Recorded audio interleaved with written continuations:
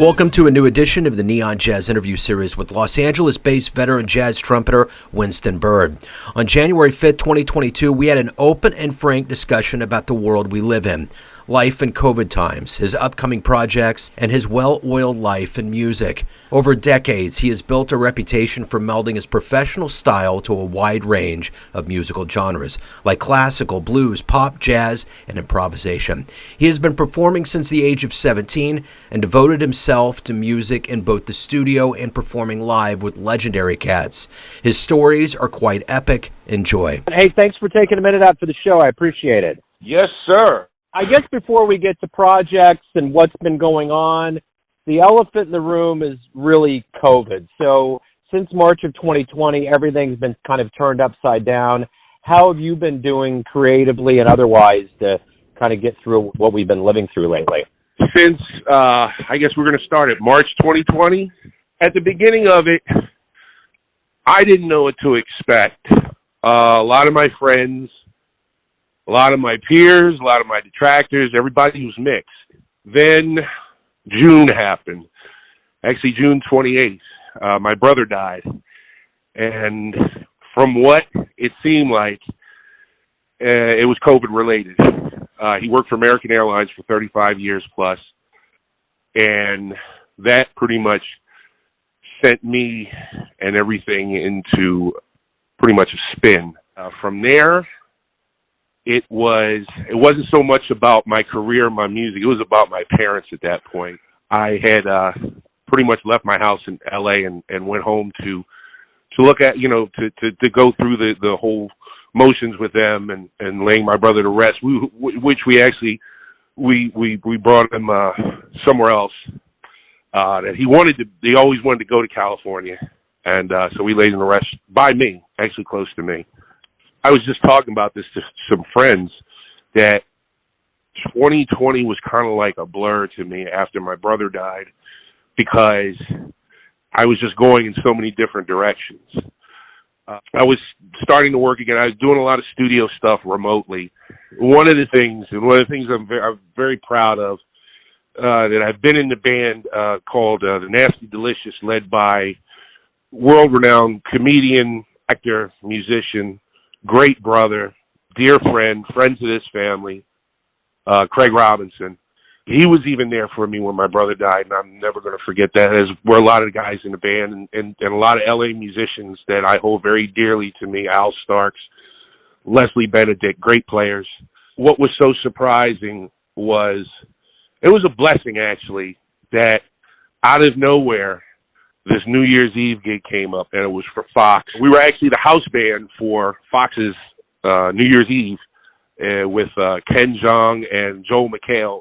Even those guys are really nice. Joel McHale knew my plight, and I was smoking around that time, and I've always had a bad run-in with smoking. And I made a promise to him and Craig that I would give up cigarettes at the first of the year. And by the grace of God, a year later, I'm smoke-free. Yeah, I haven't had a smoke. I haven't had a cigarette in over a year, which I'm glad of.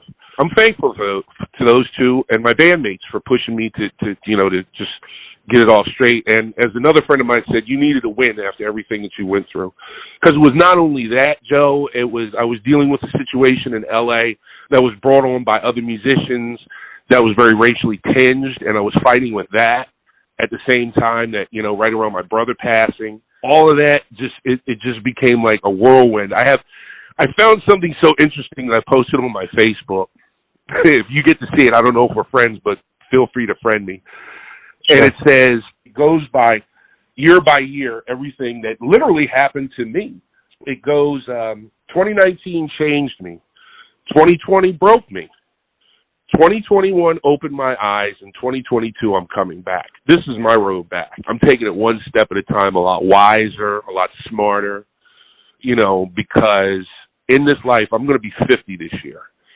And I started my professional career at 16, so I'm about almost 35 years in the hole. I've been lucky. Well, luck is down the list. I'm going to say that I'm blessed. I've been watched over, because there's a lot of situations that most guys wouldn't come back from that I came back from, and I'm thankful for it. I know that this is a tough business. I know that this is it's a dog eat dog business. But you know what? There's a limit. There's a limit to how far you got to go with this, and it just seems like the farther we go in time, the more, how can I say, what's the gentlest word I could put on this, Joe? It just gets more saturated with, I'll sell my mom to do this gig, and it's not about that. There was a generation before us that guys like Snooky Young and Bill Watchers or whatever, they were always helpful to young musicians, but within a generation, man, it's become so dark. I don't let the darkness bother me because I fight. And some people sit up there, oh, you fight. Oh, I'm sick. No, you got to fight for what you believe in. You got to fight for what's right. You can't let anybody tell you narcissistically that, oh, well, you're wrong, or, oh, he didn't mean it like that. If you say something to somebody that's wrong, you said it. I had something said to me wrong by one of LA's top trumpet players. He said it. He knew he said it. I have him on tape admitting that he said it, but all his friends around him tried to make me look like a goat. And I don't mean the greatest of all time. And to those people, if they're listening to this podcast, I know who you are, and we're going to meet soon. It's going to be under karma circumstances because you knew you were wrong going into it, and you knew he said it, and it was wrong. I have never had another human being talk to me like that. I mean, I've heard the N-word since I was in high school. Or, no, I'm sorry, I take that back. Kindergarten. It's been an interesting run up to this point, Joe. And it's not, and I'm not here to give you a dark interview or complain to anybody. I'm just telling you how it is. I get it, and I think we've entered a time in our history now where there's enough people in this country that believe untruths. It's starting to become a thing, and it's frightening because there is a lot of things. There's disinformation. There's people that are crying about elections that shouldn't have been won, and all of it, whether it's we should be getting vaccines or not getting vaccines. Like, when did science and logic and proven results become something that people are murmuring about and saying it's wrong? I get it. And I think with a lot of things, I think that what the pandemic did is we already, as a country, were a car teetering on the edge. Yeah, but what the pandemic did, it made everybody sit home and look in the mirror and look at themselves. And some people can't even do that because that damn mirror will crack. Amen. It's something if you got to face your own, excuse me, and I know it's a podcast, forgive my French, but some people need to face their own shit. Yeah. Because when they throw it at other people who are just minding their own business, who are just out there trying to do what they do and do the best that they can at what they do, oh, no, I can't do this because you're going to outshine me, so I got to piss on your parade.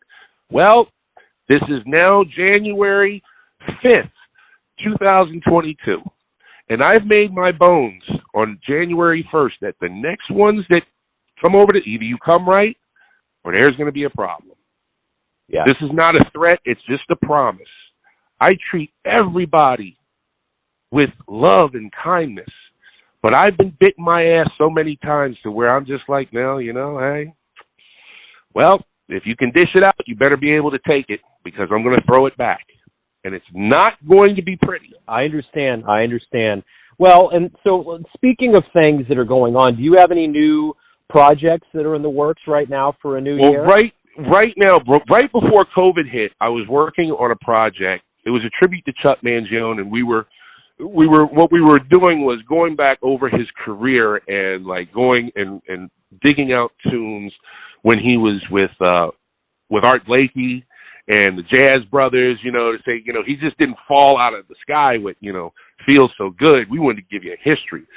And literally maybe about 3 or 4 months before COVID hit, I had just recorded all the small group tunes, and we were just starting to put together the formation of starting to do like the larger band tunes, like the big band stuff that he had done, and also shifting into the more pop stuff that he did when COVID hit. So it's been put on the shelf for right now. My thing is, Joe, and I'm going to be blunt honest about it, I'm not going to put myself in harm's way, and I'm not going to put anybody else in harm's way, to get a project or a dollar done. I'm just not going to do that. I want Dr. Tony to come up and say, hey, we're all good now. You don't have to wear your mask anymore. We finally beat this. Then I will resume. Now, there's been some other people that have called me for their projects, and like Craig, and when we did the New Year's Eve thing, that was totally like to the hilt. We had doctors, we were tested before we went on the set, and we were tested before we even got anywhere near the set. So those things I can roll with. But see, I don't have that kind of wherewithal to do for my thing, so I would rather, hey, I can postpone it until everything calms down. But for people like that, oh yeah, I'll go work for them because I know I'm going to be safe. And there are other people that I've worked for in the interim that, all the appendages, everything is safe. And we can go in there, we can do it, and what have you. But I think of my grandmother at this particular time right now. And I remember something she used to say when there'd be like this really bad electrical summer storm out there. And she would just say, she'd turn all the lights off in my parents' house. We turn off all the lights and just go sit and just be still until the storm passed. So that's what I'm doing. I'm sitting and being still until the storm passes, because every day I get news updates on my phone. 40,000 more infected. Hospitals are at the brim. And I'm like, why won't people just, if we all cool out and do the right thing, we'll get through this. Yeah, but I get it. You know what? I'm not one to tell somebody else what to do. I'm not going to be one to say, hey, you need to go get a vaccine. You are your own person. I know I got vaxxed and I got boosted. My parents are vaxxed and boosted. That's all that matters to me. Everybody else, if you want to get vaxxed and boosted, God bless you. Be around here for a long time. But if you're not vaxxed and boosted, all I can do is pray for you. If you don't want it, if you want to believe the hype and all this other BS out here, I hate to stray from the music, but I just read a story today about a politician, and I think it was Arizona, a female politician who just came out Southern against California. all that. Yep. And you know where she is today? Dead. She died. Yeah. You know how many of those stories come out, man? I mean, it's like, I get it. It's like, how is it that these people that are yelling the loudest against it are the ones that are in the headlines? And then, it's Joe, there's an old saying in my side of the tracks that was actually made into a play. Your arms are too short to box with God.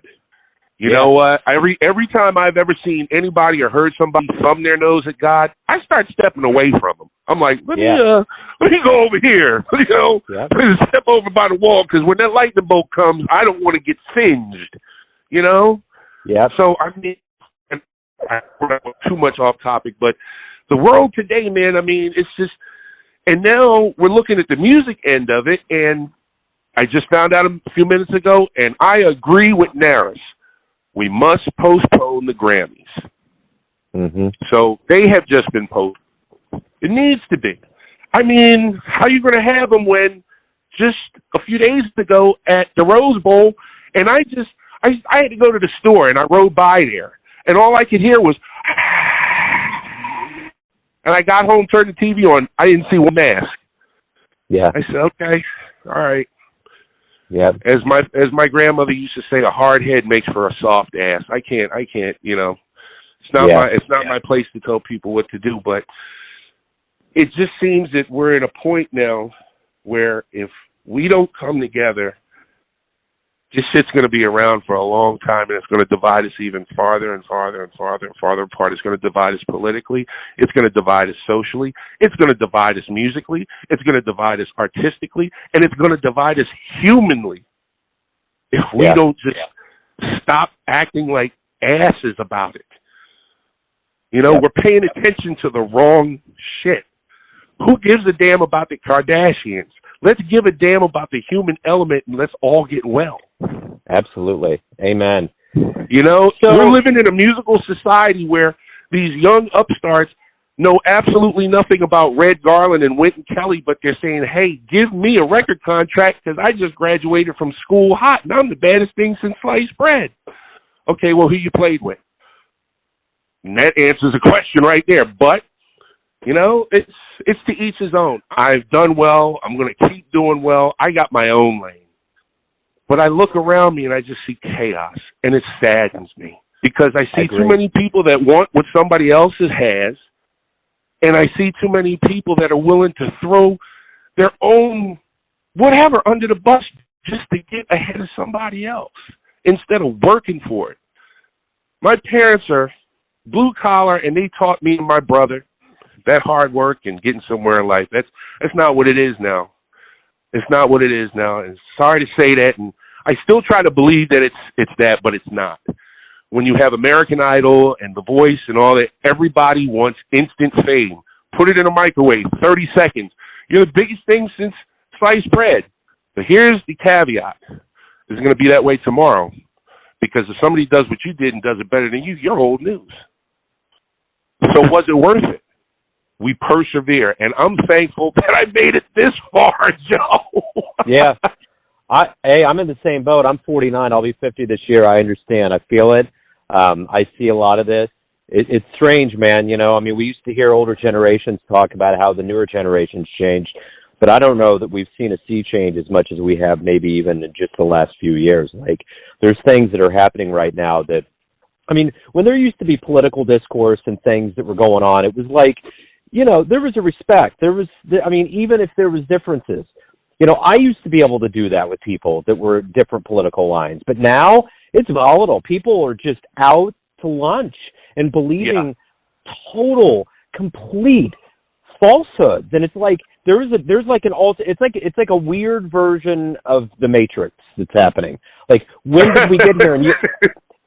And you know what happened? I'm going to tell you exactly what happened. I'm actually watching this documentary with my wife about the 90s, about all these different things that happened. And what happened is, what they're trying to say is, all of these talk shows like Springer and Jenny Jones and all that stuff, when all of that started kind of glorifying violence and all of this nonsense, we made it okay to get a reality TV hero in the White House. And then we made it okay to, like, bend fiction so much that all of the, like, morons and hillbillies that exist in this world can buy into it, and all of a sudden they believe lies. And you got to dig in his backyard. You got to remember, he had a copy of Mein Kampf on his bedside, and that's just basically the rule book how to run a country and run it into the ground and become the most hated person in the world. You know, I mean, for him to come up there and lie and lie and lie. I mean, it is my hope and wish, and I'm sure some of your listeners are going to be like, that Winston Byrd is a bastard.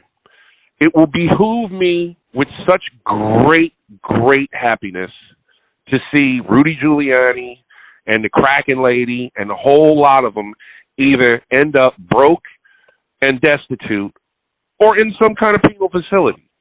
You know, because I agree. There's a line from All the President's Men that one of the Jack Warden's character in the movie says when they're in the Washington Post, they're in Ben Bradley, Jason Robards' office. He says, you know, hey, you know, we're not a we're not a bunch of zanies trying to bring it down. You know, we didn't ask them to do these things, but yet that prior administration did. And this is what, and I'm not saying this because I'm part Delawarean and what have you, and I met Joe Biden on occasion. Even when he was a senator, I think he's a great guy. I think he's a nice man. He's always treated me nice. He's met my mother and father, treated them nice. So I ain't got a bad word to say about him. But I just don't like the fact that he's trying to fix this country and everybody's just bullying him. We had a bully in office.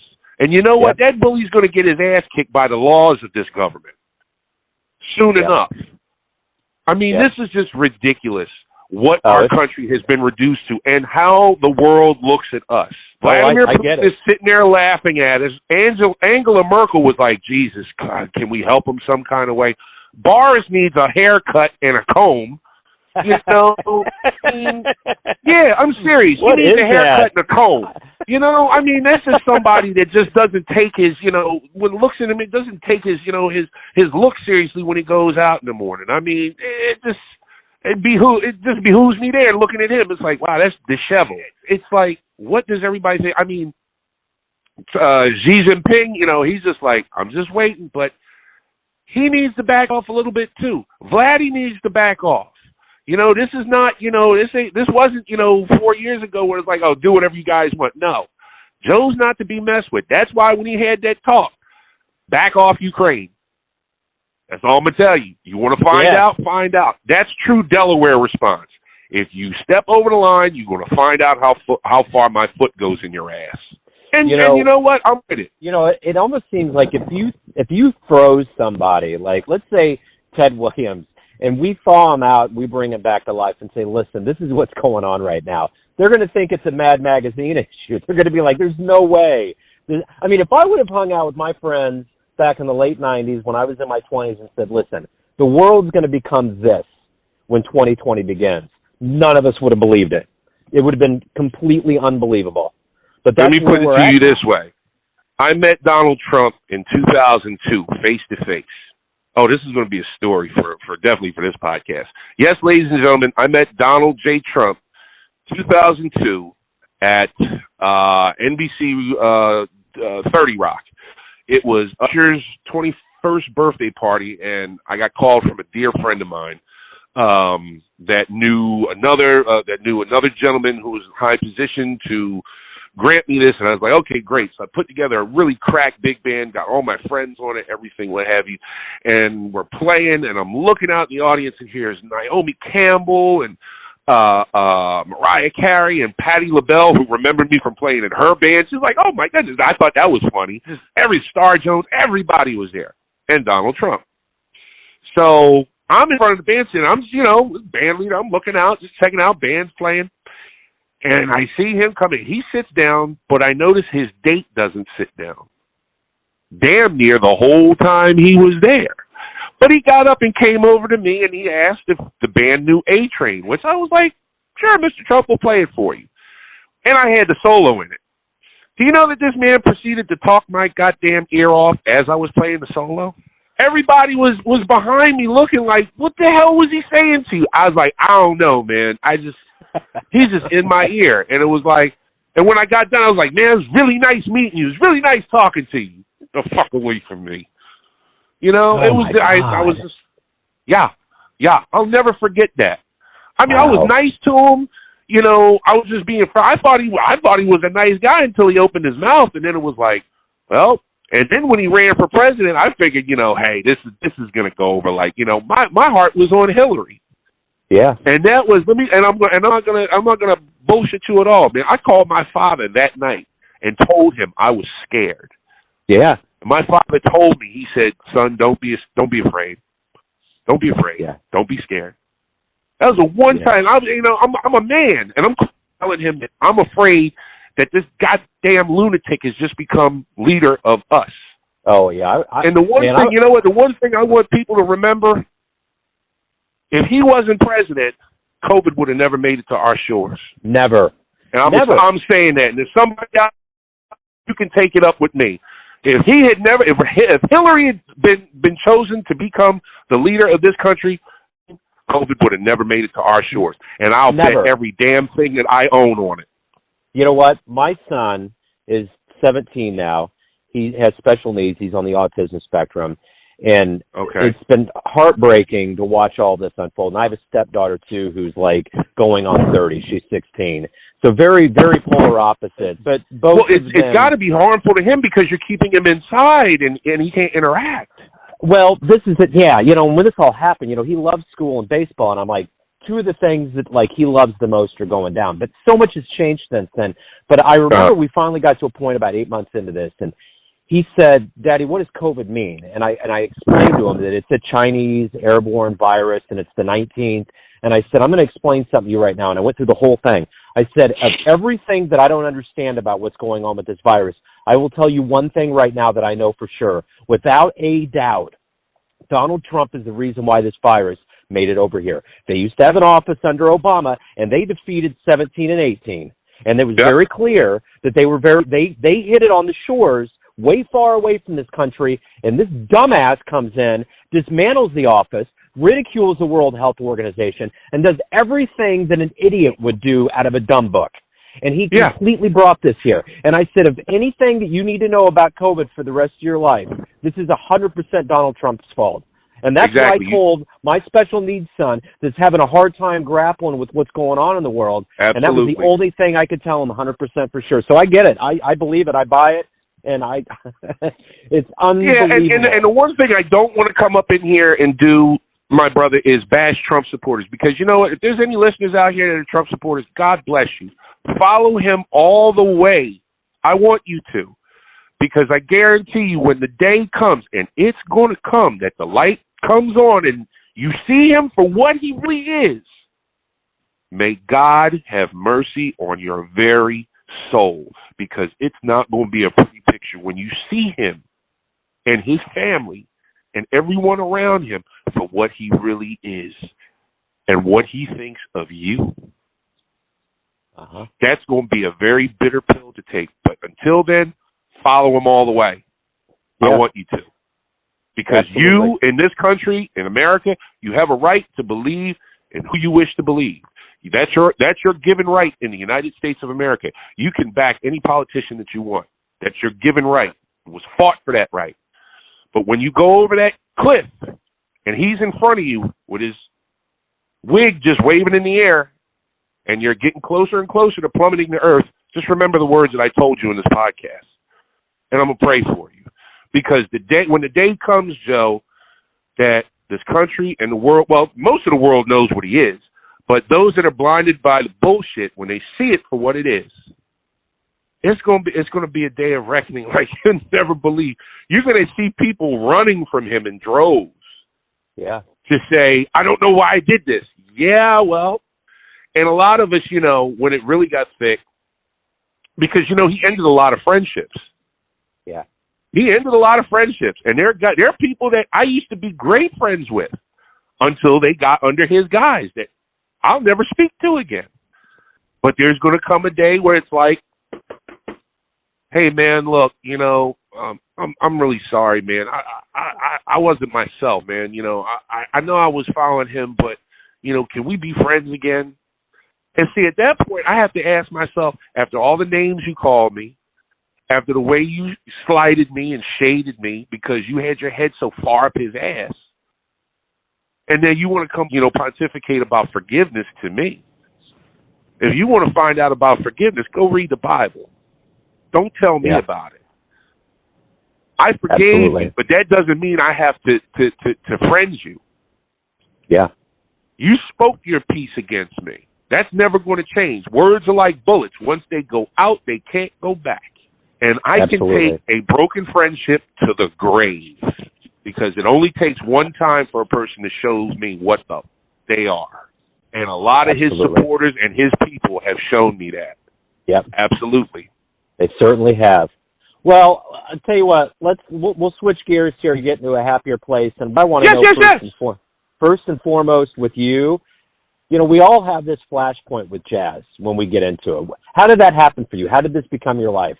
1986, sitting home in Winona, New Jersey, and I'm watching the Grammy Awards, ironically. Okay. And it was their last really great tribute to jazz. I'll give them that. Because I haven't seen anything since then that could equal this. And I'm sure somebody's going to hear this and say, oh, we got to try and do that again. Well, if you do try it again, why don't you include me in it? Basically, the band was Buddy Rich, Tony Williams, Ron Carter, Stanley Clark, B.B. King, Stanley Jordan, Gary Burton, Bobby Hutcherson, John Faddis, my hero, Dizzy Gillespie, my big-time hero, David Sanborn, Jerry Mulligan, let's see, who else? The Manhattan Transfer, Sarah Vaughan, my SS Norway hanging buddy, Joe Williams, another dear friend that I love working with, and I hope to see her soon, Diane Shore, and great Sarah Vaughan. I was 13 years old when I saw that. It blew me out. Because when I heard Faddis play Groovin' High, and I was already a trumpet player at the time, but I was originally a drummer, I was turned out. It was like I did everything. I got to nail that high F. I have to do everything to nail that high F. I keep hearing that high F. I have to do that. And that's when I got really turned on to Dizzy Gillespie and John Faddis, everybody else. And then came Randy Brecker, because just something about Randy and Michael Brecker, the way they approach music was like, I like that. It was like, to me as a kid, it was like, they're playing all these weird notes, but these weird notes are really cool. You know, it's not like, you know, melody, you know, it's like, I'm like, oh man, this is cool. I like this. So it's what I gravitated towards. As a seventh grader, I listened to John. I listened to Dizzy. I listened to Randy Brecker. I listened to Don Ellis. And as I kept going through, I listened to Lou Soloff, like 7th, 8th grade, 9th. By the time I got to, let me see, by freshman year, I was already in, you know, all South Jersey bands, jazz bands, what have you know, competing and stuff like that. But I wanted to even go past that. So weekends, I would get to, you know, I get to play like professional musicians, you know, and these guys are older than me, and I'm here, this kid, and they're like, oh, well, I guess the kid can play, work with us. I didn't start playing professionally until I was 16. I was still in school. And I was playing with an R&B Chicago-type rock band. I was playing trumpet in this band. It's called Don't Call Me Francis. And thank God, these guys are still around. I see them whenever I go back home to visit and what have you. But their leader, Frank Orsini, he put an ad in the paper. Trumpet player, wanted for whatever. I was a junior in high school. Just get ready to start summer vacation. I went over to his house. I played. He liked me. He gave me the job. There were guys that were older than me didn't get the job. So I said, okay, fine. So I stayed there for like almost the rest of my school year, you know, even into senior high. And the deal was with my folks, you know, they were like, look, you got this job. It's all cool. Give us a hard C. If you give us less than that, you're going to have to quit the band. And your homework's got to be done before you leave for the gig. Because I was coming in like, you know, 1:32, 3 in the morning. And I was given the option to go to school. If I got my homework done, I went to school. I didn't have to go to school. And my mother would go up there, bring my homework for me, and bring it home. But, you know, I slogged it out a few times. A few times I had a hangover walking in there. But, you know, that's just par for the course growing up. But by the grace of God, nobody even knew. And a lot of people that I see from those days, it was like, you know, I was in high school when I was playing in that band, right? You know, I wasn't supposed to be in that club, right? You know, and these clubs are since long gone. But when I look at other musicians' backgrounds, like, say, a Randy Brecker or a Michael Brecker or, you know, even Lou Soul, all these guys, all my heroes, they started out that young or even younger, you know? So that was cool. I mean, look at Tony Williams. He had to write a mustache on his face so he could look older. You know, so I think the man upstairs finds those spirits and he gives them these gifts. And says, well, you're going to start early and take over the world. Go get them, kid. You know, it's nice like that. I'm very thankful for the gift that I got, you know, because it was right after that I left that band and I figured, you know, next thing to do after high school would be go to college. I didn't go. Well, actually I did, but I dropped out before I got, you know, because I was offered to go on the road with the Stylistics. I wasn't sure if my mother and father would let me go because this is big time. And my mother was always afraid to let go of her baby. But I guess because of the fact that, you know, this is Stylistics and my parents knew their music, was like, oh, shoot, take him. You know?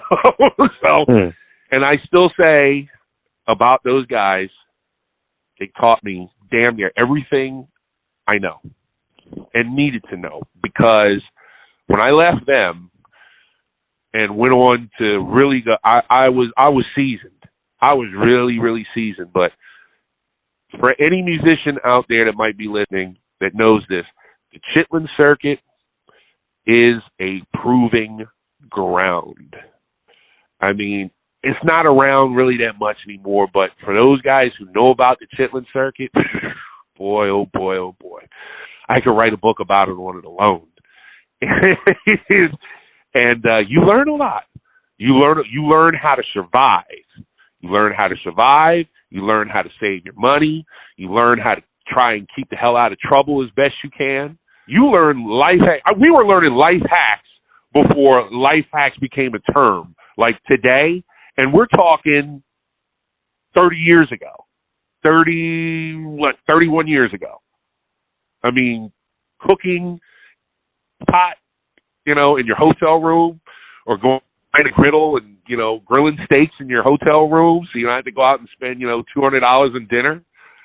You know, it was great. It was good old days, you know. By the time I left them, And then I joined up with Illinois Jaquette and Frank Foster, Count Basie, and man, I was ready. I was really ready. But I still had to learn some. Because even though I was going from an R&B setting into a real deep jazz setting, I could already play, but I still needed to know some things. So I just opened my head up and just took it all in. And from Illinois Jaquette and Ellington to T.S. Monk to the Grateful Dead to a lot of people, I've just been very, very fortunate. To the Coltrane tribute with Reggie Workman. I've been very, very fortunate to play with a lot of people. And I look at my heroes, and I would say to myself, well, I'm never going to get a chance to play with Frank Sinatra. I'm never going to get a chance to play with Jaco Pastorius like my heroes did. But I'm going to take what the hell I can get now. It's interesting. There was a singer here in Kansas City. Her name's Molly Hammer. She passed last year, and she had cancer and went into remission a few times. And I remember I spoke with her after the first time she came out of it. She was doing good, and we were sitting in a club called the Green Lady Lounge talking, and I said, what did you learn from going through cancer? What is it that really resonates with you now? She said, I don't say no anymore. I take all the gigs that I can take. Not out of any level of frivolity at all, but just, that the thing is that you got to grab opportunity when it's there. And I hear a lot of musicians say that, and I think that's pretty sage, because that's how you get better. That's how you grow. I mean, there's, and what I want to ask you too is, and we kind of touched on this a little bit, when you look at life and you take a pie chart and you look at it and you slice it out and you have to give a percentage to luck and you have to give a percentage to hard work, what's your pie graph look like? My pie graph would probably look 20% luck, 40 to 45% hard work, and another 40 to 45% of prayer. You gotta have your mind right. You gotta have your mind. If you're doing this for the wrong reasons, you're gonna get the wrong benefits. And I see people doing this for the wrong reasons, and they getting the wrong benefits, sitting up there saying, "Oh yeah, I'm the shit," and I'm looking at them like, "You poor bastard." And then they come up 5 years later, ain't got a dime to their name, or somebody that took them for everything they had, and they ran them under the bus and what have you. It's like, God damn it, we tried to tell you back then, and you didn't want to listen, So now, like with my pie chart, yeah, because it's about prayer. It's about, luck comes into it. There's that little thing about being at the right place at the right time. Yeah, that's happened to me a few times. I'm not the exemplary Christian in the world. I don't quote Bible verses. I'm not preaching to anybody, but I know that there's something bigger than me and bigger than all of us. I just feel that. I don't think we're here by accident, and we just didn't evolve by accident. I don't think so. I just think that when you're put in certain positions or certain situations, I think that's like that put up or shut up type of situation. Like, okay, you want to play with so and so? All right, boom. Now you're playing with so and so, and it's like, holy shit, I'm on the stage. What? Do your best, and that's what a lot of my life has been like. Do your best. I'm like, oh my God, I'm on stage with Patti LaBelle. Let me play my behind off. Oh my God, I'm on stage with Blood, Sweat, and Tears. Let me try to play my behind off. That's what it's all about. A lot of people say luck, luck, luck, luck, luck. Yeah, there's times where, but I also believe that there's a spiritual kind of, you want to call it luck, that you're put in a situation and it's just how you respond to it. Like, oh my God, this cat just won $10 million. Okay. When you give something to somebody that they've never had anything before, you see their personality intensify, good, bad, or indifferent. And I've seen that in every facet of society. Entertainment, sports, business, what have you. I've seen people that had nothing, and all of a sudden they're given damn near the world. And some of them become beautiful people. Some people stay the same way they are. A good number of them become assholes, and they just muddy up the waters for the rest of them. And that's sad when that happens. But on the real side, yeah, that's what it is. That's what that is.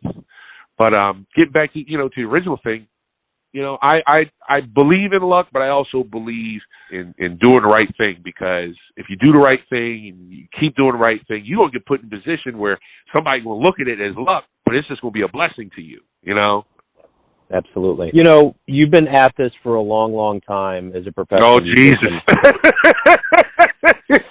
So I'm going to boil all these decades a down. long, long time. Well, I'm going to boil it because you started at 16. So I'm going to boil this down to one. No, I think it's funny. I thought it was funny when you said that. Forgive me. Yeah, right. No. You're good. You're good. I just didn't want to make you think that my statement was aging you at all. Because you know what, Joe? I had an old stylistics bandmate of mine by the name of Will Brock, incredible keyboard player.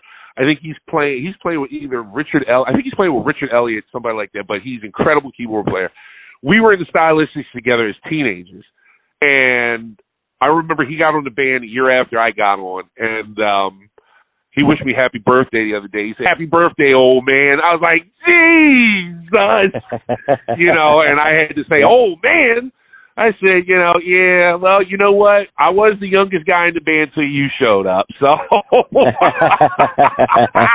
Awesome. My question is, what do you like the best about being a professional musician?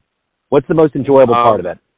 I think the most enjoyable part of playing music is touching a person's soul, is actually to be able to communicate with an audience or someone in the audience without even saying a word, to be able to speak your piece and not offend anybody when people come to hear you play. It's a nice thing when those same people appreciate you for what you do too. My whole thing is just connecting with the audience in a way where you don't have to exchange any words. I think that's a beautiful thing. And then when the whole band connects together, when the whole band connects together as a whole and the audience can feel it, that's another win-win, I think that outweighs more, than money, accolades, fame, all that stuff. It's just being appreciated and the ability to communicate. Other stuff is just gravy and icing. So if you have a dream tonight, you run into your younger self around the time that you were starting to become a professional, and you could give your younger self one piece of advice based on what you've learned throughout all of these years. And this isn't about regret, it's about wisdom. What would you tell your younger self? Set your boundaries and stand your ground, and don't take any shit off anybody. That's what I would tell my younger self. If I could sit down and talk to a 16-year-old me before he's about to go out and do whatever, and the last thing I say, don't think about getting married too soon. Yeah. Just live. If she'll show up after a while. I'm still not married. I almost got married a couple times. I'm glad I didn't, because this interview might not be happening had I did. I mean, these were not the ones. And to be able to find someone that will share you with the music is a great endeavor. And if it happens, it happens. If not, I am perfectly happy of being the lone wolf that I have been since I was 16. Beautiful. So everyone has a perception of you, an idea of who they think you are, your family, your friends, your fans. But ultimately, you have a perception of yourself. You live your life. Who do you think you are? Well, it's funny that you asked that question, because since I moved to L.A., I didn't experience this too much when I was in New York, but when I moved to L.A., and I played around for the first few days. I was playing around, going to rehearsals, whatever. Everybody was talking about me, and that talk was happening pretty damn fast. But what I didn't kind of like within that talk was everybody was prejudging me. Everybody was saying what I was before. They even got to know me. And very few people got to know me in the beginning, because it was like, oh, there's this hot shot guy, and he can play all high, and he can do this, and he can do that. And it's like, yeah, but he's also down to earth, and, he likes good conversation, and he looks at the world, he doesn't have blinders on and stuff like that, He's a sensitive guy and stuff like that. But if I were to describe me, Jesus, I would just say, a simple man that enjoys some nice things here and there, that likes to walk out in the sun, that doesn't mind walking in the rain, that respects God and man for what they are, and is just trying to do the best that he can with the gifts that God gave him. And he just wants to live amongst the people and just do his thing without hurting anybody. That's all. Beautiful. That's a great way to wrap everything up. Winston, man, this has been wonderful, illuminating. Thank you for opening up. It has, man. I mean, I didn't get a chance to even talk to you. I mean, if this can go any further, I wanted to say, how's the Blue Room? How's the museum? How is the Grafton alto sax? It's still under glass and nobody's touching it. I mean, I love KC and I love Gates and I love, Bobby Watson. Bobby, if you're watching this, I love you, man. I miss you. And, there's a lot of great stuff. And the last time I was in KC was with Monk a bunch of years ago, and we played at the Blue Room, and it was so great. It's beautiful out there. And I love the airport. I think I'm a big architectural junkie, and I like the way that the KC airport looks. That's so cool. I always like that. Yeah. Right on. Well, that's one of the few people that have said something good about it. They're actually combining it into one terminal. But, man, I got to tell you, Kansas City's doing great. I mean, when people are moving here, things keep going. Clubs have stayed open. The Cats are still doing their thing. Bobby retired, but he still plays a lot locally. So, yeah, I mean, Kansas City's one of those towns. This is an interesting fact. When everything closed down in March, we were one of the longest-running cities to have live music because Pendergast had this open back in Prohibition days. So yeah. We had one of the longest runs domestically of live jazz in the world. So when that happened, but everything's getting back. I've been safe with my wife. We go out, we see shows, and I've done hundreds of interviews with musicians since this began, and the overwhelming sentiment is positivity. In fact, one of the things, because my son, we didn't have school, we didn't have things going on, we'd get out and drive and see, lakes and nature, and it's just widespread here.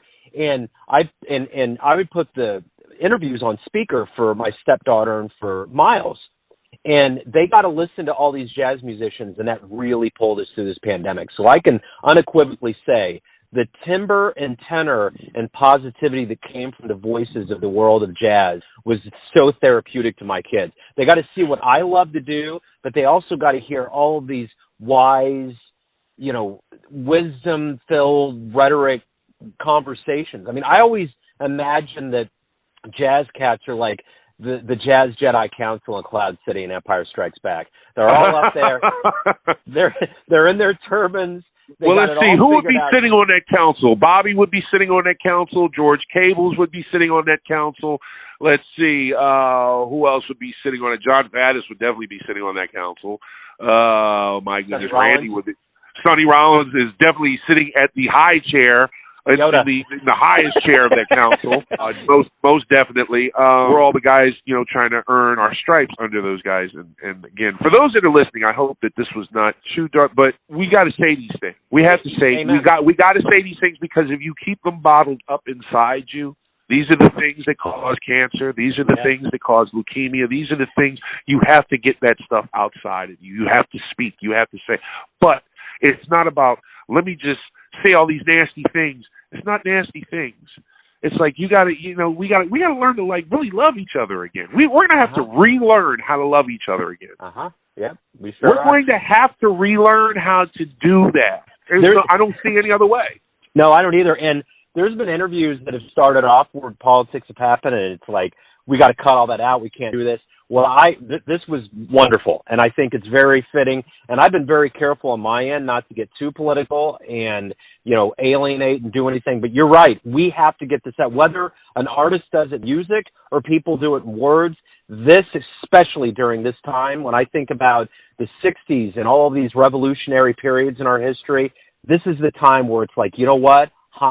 This is not okay. This is not okay. Why is it that we're still dealing with 20th century problems in the 21st century? Yeah, right, I know. You know what I'm saying? Unreal. And if we want to go about racism is a 19th century problem that we're still dealing, or 18th century problem that we're still dealing with in the 21st century. Worse than ever. Worse. We're going to have to relearn how to love each other again. Yep. Amen. You're totally right. It's either that or oblivion. That's all. And that's not a threat. That is the choice. That is the precipice. That's where we're at. Yep. You're totally right, man. It's the truth, and the beauty of what you cats do is you bring joy to the world, you bring truth. And as far as I'm concerned, of all the professions and things that I've been through in my life, jazz musicians embody the best of humanity. They are the humble, brilliant practitioners of an art form that genuinely mimics what we're living right now.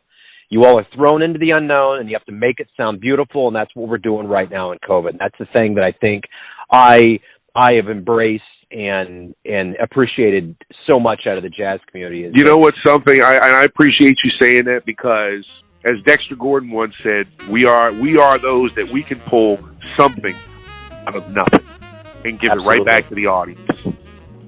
Absolutely. You know, just to create on the spot and give it to the audience and say, here. That's it.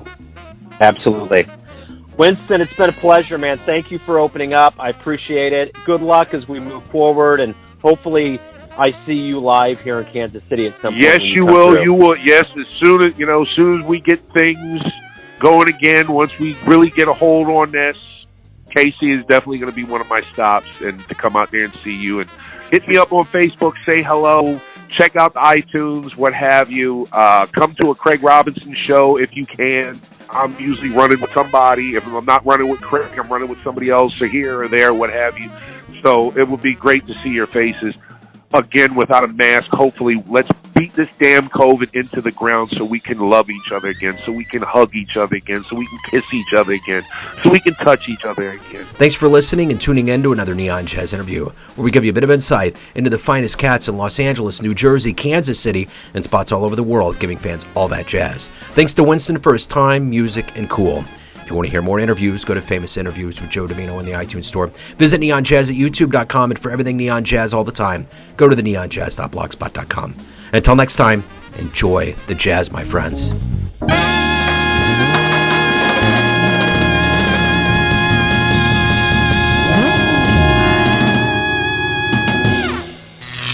Neon Jazz.